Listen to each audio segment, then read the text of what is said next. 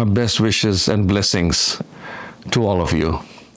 And I'm pleased to announce that we have now confirmed the new dates for our workshop. In fact, instead of one, we are going to give you 2 dates. First date is Saturday, June the 28th at 10 a.m. And the second is Saturday, July the 5th at 10 a.m. So we'll be doing 2 workshops, and it'll be kind of a repeat with some differences. And for this amount that you have paid already, you can attend either one of them, or if you want, you can attend both of them. Also, the ones who have not registered kind of gives them an extra opportunity to register and take the benefit of these 2 workshops. And please go ahead and use the link in this video to register and get the full benefit of these 2 workshops. Thank you very much, and my blessings to you all. Sanjeevji, what is a soul group, and why is it significant in our spiritual path? A soul group is the group of people that we are all born with. And it not only just comprises of your family, of course, that is the most important part of your soul group, but also those people who come in our life and play a major role in our lives. So all put together is called the soul group. And it is not random. Like, if you look in this universe, there's nothing random in this universe, right? It's never that sun rises in the east ever since the beginning. It's not one day randomly it's going to rise in the west. It's never going to happen. Never going to happen that a mango is going to grow on a lemon tree. So everything, the seasons are defined, the timings are defined, everything is defined. So how can we be born with the people that we are born with along with can be random? Or the events that happen in our life can be random. So there is a reason why we are with this soul group. So exactly why is this soul group significant on our spiritual path?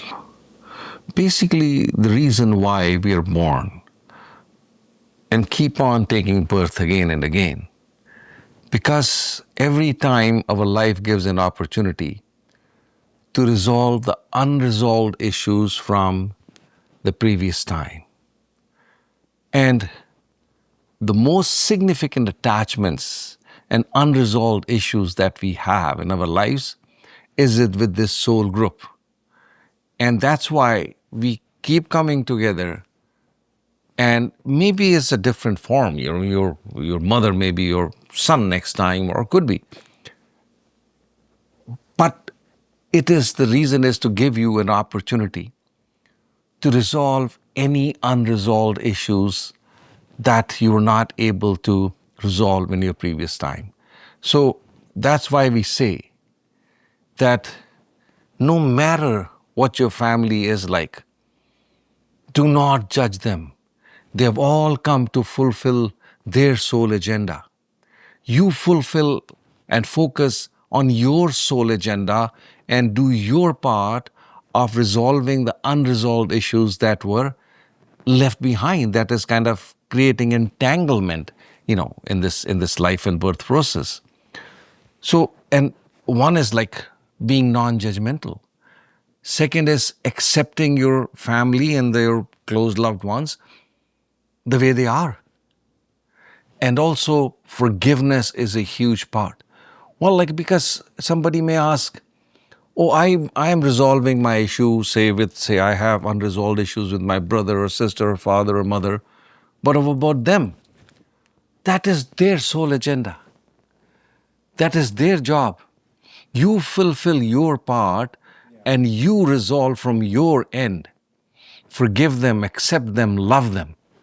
And that is what we are supposed to do with our family, to love them unconditionally.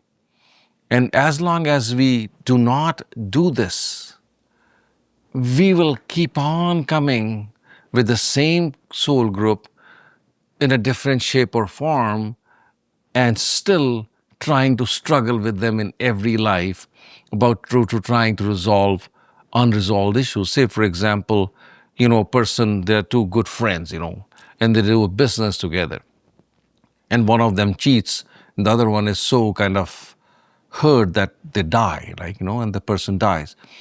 And now he's dying in anger. So next life he'll most likely come to take a revenge with this person. And this cycle of one person taking the revenge and the next time other one taking the revenge will continue.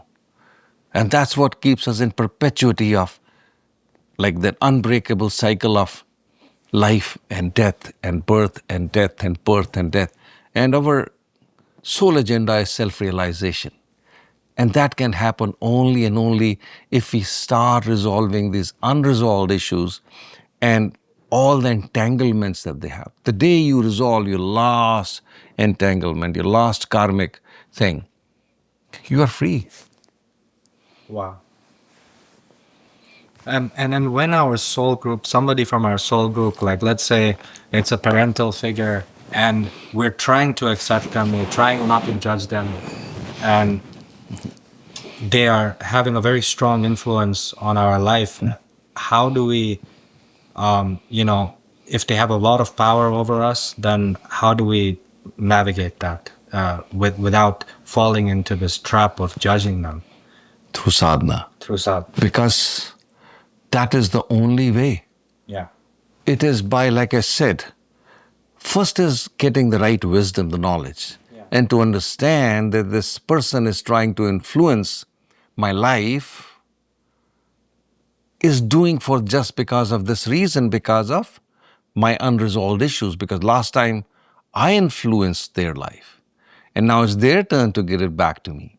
And once I understand that, then I take the power back in my own hands, because I cannot influence their actions or their trying to control over my life, but I can definitely choose to change my response and change my response to unconditional love, forgiveness, acceptance.